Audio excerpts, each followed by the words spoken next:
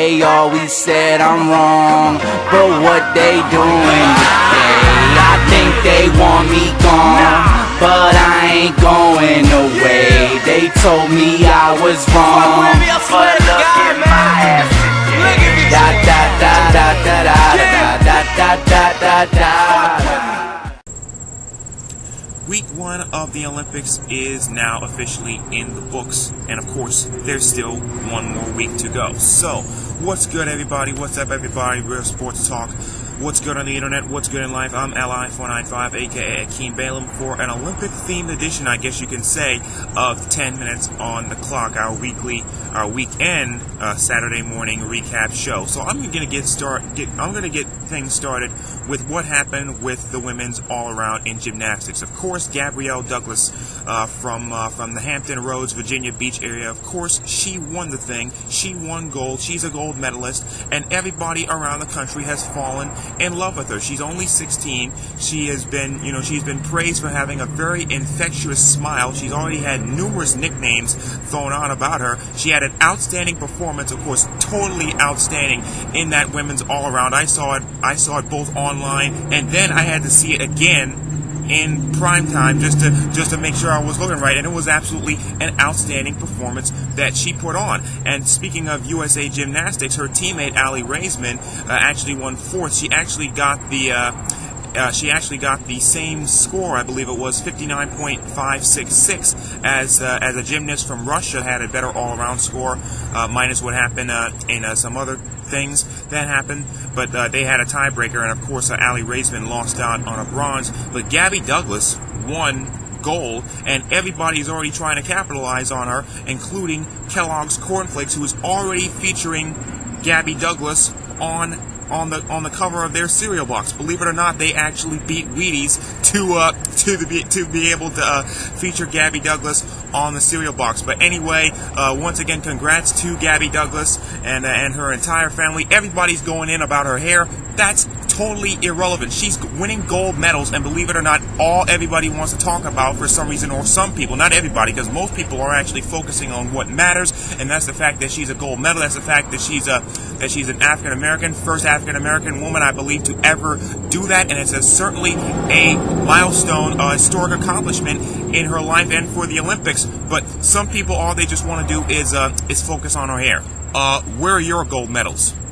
Exactly. The only thing some of these people could probably win a gold medal in that are criticizing Gabby Douglas is burger flipping. So get out of here with that mess. Congrats to Gabby Douglas. America love you. Shout out to the family as well. Moving on from the gymnastics triumph that was Gabby Douglas to a controversy involving a boxing referee from the country of Turkmenistan. And by the way, this guy was booted out of the Olympics for this thing that I'm about to mention here. What happened was that there was a referee in a boxing match between a Japanese fighter and a fighter from the country of Azerbaijan. The referee's name was somebody by the name of Ishanguli Muratniyazov. Ishanguli Muratniyazov. Now I know I understand that may be a little bit hard to spell, but the thing about it was that this guy was kicked out of the Olympics for what I'm about to mention. Ishanguli Muratniyazov was the referee in a match between a Japanese fighter named Satoshi Shimizu and a fighter from Azerbaijan named Magomed Abdulhamidov. Now what happened was that Abdulhamidov had the first 2 rounds go to him. The first 2 rounds was scored 4-2 and then 8-3 in favor of him. So it looks like that he's on his way to a win. But then came the 3rd round, and it looked like it was all Shimizu all the time. I mean, he was throwing punches left and right, left hooks, right hooks, whatever, and Abdulhamidov looked absolutely lost in the ring against this guy for that last round. And believe it or not, he was on the ground, he was on the canvas numerous times. Referee never administered an 8 count for any of these times that he was on the ground. It was even said by Teddy Atlas that perhaps he wanted to just go ahead and just give up, even though he had the first 2 rounds basically handed to him, basically given to him because of what had happened earlier. But the referee never administered an 8 count or anything like that. And, maybe he just wanted to get out, and maybe he just wanted to stop the match. But believe it or not, Abdulhamidov could not do anything that 3rd round. If you saw the video, if you saw the fight, you could tell you could tell it almost was like Satoshi Shimizu in Japan was going up against air. I mean, there was nothing really that Abdulhamidov could really do to counter anything that Shimizu was doing, and the controversy lies in the way that it was scored. If I'm not mistaken, despite the fact that that third round was basically dominated by Satoshi Shimizu, the judges still had the audacity to score the last round of that fight an even 10-10. Huh? Come again? Were those the same judges that scored Pacquiao Bradley? I know 10-10.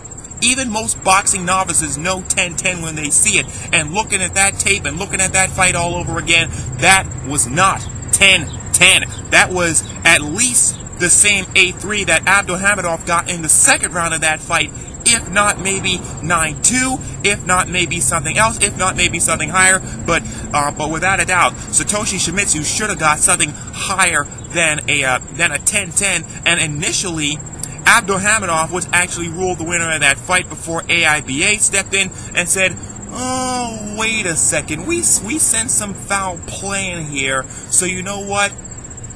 We're gonna boot this guy Murat Niazov from the Olympics, because there was no way that Abdulhamidov won that last fight." And actually, I was reading an article about it, and actually it was speculated that maybe some judges were bribed by some folks in Azerbaijan, perhaps, maybe in exchange for a couple of guaranteed gold medals at these very London 2012 Olympics. The allegations were made according to a report out of the BBC.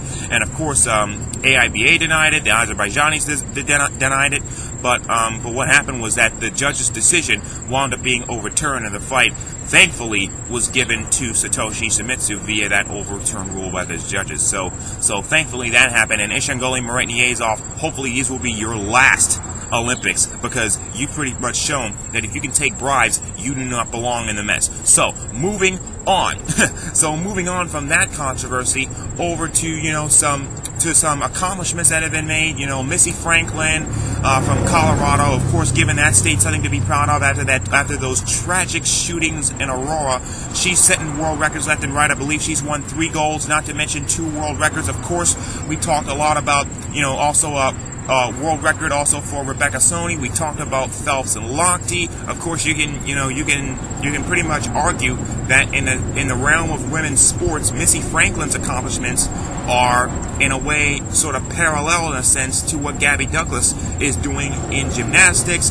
There was also the stunning upset of the Spanish men's football national team that was ousted by Honduras. First they lost to Japan, then they lost to Honduras, and they are now out of the Olympic tournament after winning gold medal in Beijing at the 2008 Olympics. Of course, they were also the World Cup winners of the 2010 World Cup, and also they recently won Euro 2012. Now, I was thinking, oh, this is a monumental upset, but I had to step back a little bit and remember that this is not the same team that won Euro 2012. This is a team, mainly these soccer teams for the most part are mainly comprised of under 20ers and under 18ers, considering it is the Olympics, and for the most part it is amateur competition. But I had to just go ahead and I had to remember that aspect of it as well. But anyway, congratulations also to the team from Honduras